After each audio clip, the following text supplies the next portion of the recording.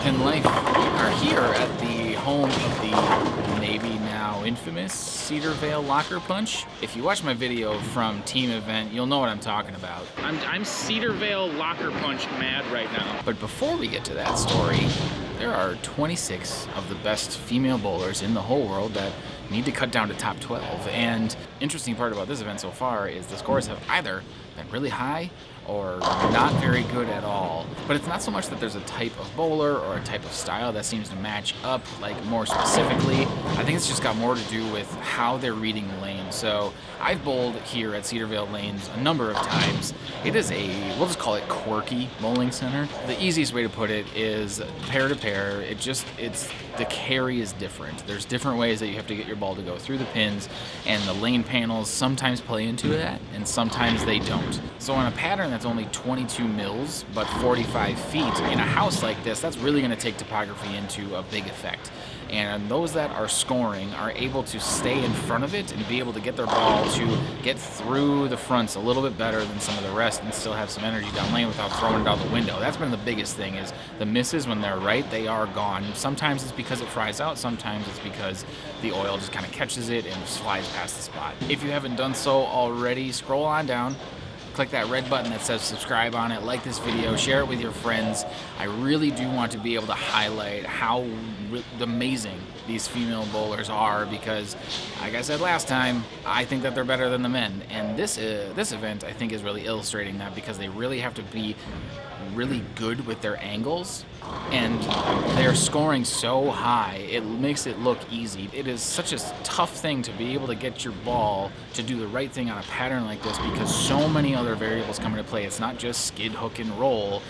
There's so many variables that come into play because of topography, because of lane breakdown, because of the fact that it's a low volume oil pattern on a 45-foot length. Remember, the lane's only 60 feet long, so not a whole lot of wiggle room in there as well. But I'd say that's probably enough out of me for now. Let's them finish up round 3, get that cut to top 12, and then I'll tell you all that story about punching a locker.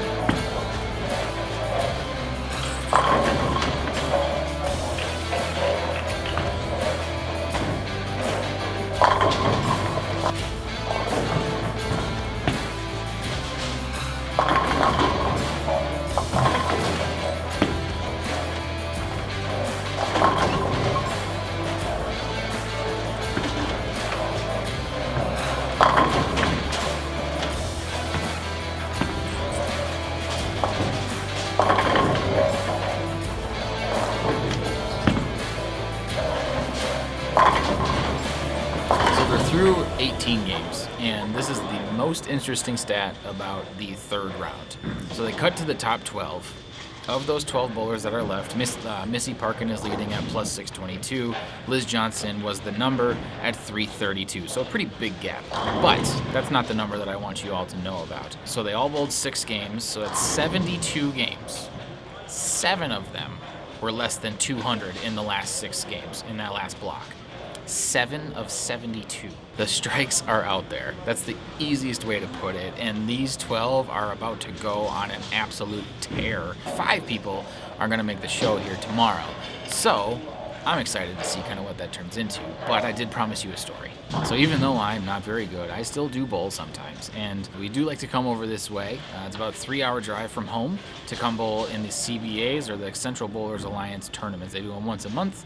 They're typically on WWE weekend, so if you're a pro wrestling fan, you always know when they are. And before it moved, the CBA Masters used to be here at Cedarvale. So the format of the event was a 2-day format. The first day, which was Saturday, you bowled 10 games of qualifying to cut to Sunday. I don't remember the exact number of bowlers that made it to Sunday, but either way, Sunday you bowled 12 games after pins dropped off, made a step ladder, so on and so forth. Winner wins however much in prize money, but also an entry into the USBC Masters. But for Saturday, I bowled pretty well. I pretty much met my expectations. I made a good amount of spares. I threw the ball pretty well and made the cut, which was pretty cool. It was one of the first few cuts that I had made over this way. You know, there's a lot of good bowlers that are in this Twin Cities area, and I was pretty proud of myself, so I was excited to bowl on Sunday. Sunday was a longer day, though, and we bowled match play for, I believe, 12 games. It might have been 16, but either way, it was a lot. So I get into match number 2. I open the 10th to lose by less than 10. Whatever, that happens. One match, not a big deal. Second match, or the third match, excuse me, I do the exact same thing. Fourth match, I open the 9th to lose by less than 10.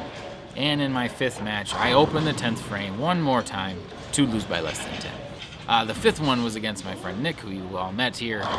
And after that, I will just say couldn't necessarily contain myself and may have met my hand with a locker here at Cedarvale. So when we refer to the Cedarvale locker punch, it is because that spare ball ended up in a dumpster after that, and I almost broke my hand. Don't do this, by the way. Bad recommendations. But I'll always have a fond place in my heart for Cedarvale because I learned a very good lesson that day, that bowling with a hand that is mostly broken is not great. But hey, we'll just call that 10-pin life story time, but that's enough out of me. We're going to do a straight run all the way through these next 6 games. Let's see what these ladies got, and then hopefully we can talk to our tournament leader once we're all set.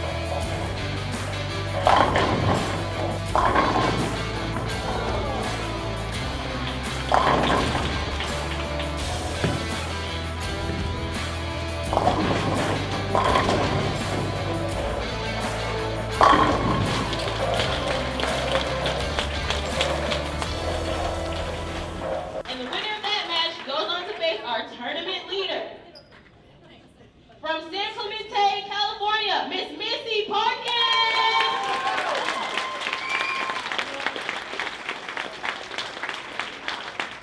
Bowling fans, these are your top 5 finalists for the live CBS Sports Network Step Ladder Finals of the PWBA.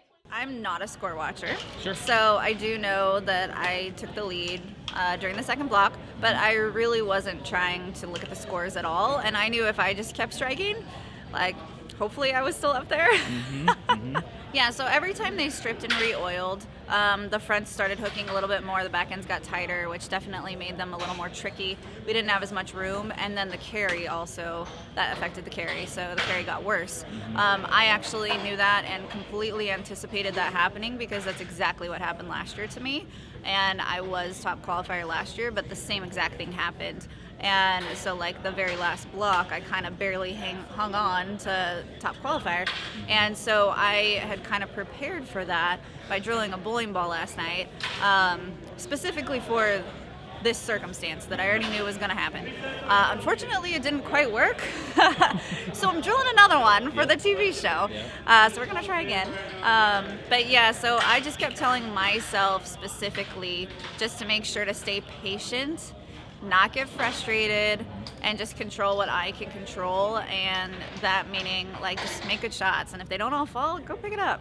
No, so that was the ball that I drilled. I drilled another gem. That was kind of my call. I was like, I think I need to drill the same ball, little different layout, and put shine on it. And so the first block, I actually used it one game. I used it during game 5 this morning, the morning block. And then I still didn't think, though, that it was clean enough, so we actually put a little polish on it for the night block. But then it actually got a little too snappy, so it didn't allow me to play the angles that I had been playing. So that's why we're going back to the drawing board, and we're going to drill something else. We're going to drill a reality. Every time I pretty much go into Mesa Lanes, which is the center my husband and I own in San Diego. I mean, all of the league bowlers and our employees, you know, they're always rooting for me. And they're always coming up to me and saying, we watched you on Full TV, or we're watching the scores. And I just, I appreciate that so much, all the support that they give. Yeah, so I don't really focus on that at all, that whole aspect. I've definitely won stuff since then. But yeah, winning the stuff with Team USA, winning the women's gold, that was a bucket list, like, career thing for me. So that was huge. And then in 2019, we won the trios gold. So yeah, both of those things, along with all the top 5 finishes that I had last season, definitely gave me a lot more confidence. So because last season I was the number 1 seed here last year, I'm definitely going to learn from that. I am going to definitely be watching some of the previous matches, you know, beforehand, and seeing kind of where they're playing on the lanes. I'm going to have a good game plan going on, and I'm just going to go out there and throw the best 12 shots that I can possibly throw, and this time it's going to go my way. Another day, another top 5 is set. I was just talking to Andrew Pfeffer, who runs Bowling with the Pfeff, so if you are not subscribed, do that right there. And we really couldn't come up with a winner, like a predictive winner. Obviously, Missy led the whole event, which is awesome. You know, 2 years in a row to do that in the same building. It's going to be something that she's probably going to walk in with a bit of a chip on her shoulder, especially if she ends up facing Dasha. Not that that's personal, it's just you want to beat the person that beat you, right? But of the 5, you've got Dasha, who put up an absolutely ridiculous last block to go from 10th to 5th. Brianna Cote, who has used one ball this entire tournament, and that Hypercell fused. Shannon O'Keefe, who is arguably the greatest women's bowler that is in existence today. Danielle McEwen, who is unbelievably skilled and unbelievably accurate and so intelligent. And Missy Parkin, who has the ability to do that trick with her hand where everything can get through the front. And she throws 16-pound balls, and it's a low-volume shot, and she's been able to use big balls the whole time. And obviously, she's figured out how to strike on this pattern. But if I had to take one of the 5, then my prediction would be for Missy. It's just one of those things that after leading last year, going in as the 1 seed, I think that that's going to fuel something in her, and I really hope that it's enough to get her over the edge and bring home a win, because she hasn't won a PWBA event since 2011. She's one of the most known and skilled and like just overall talented bowlers that's out here, and she hasn't won since 2011. So talk about a do factor, if you believe in that. But that's going to be it for this one, you guys. Thank you all so much for tuning in. If you haven't done so yet, before you go, scroll down and hit that subscribe button, like this video, and share it with your friends. Be sure to tune into CBS Sports to watch these ladies compete for the 3rd title this year on the PWBA Tour. And as always, don't forget, your best life is a 10-pin life. See ya.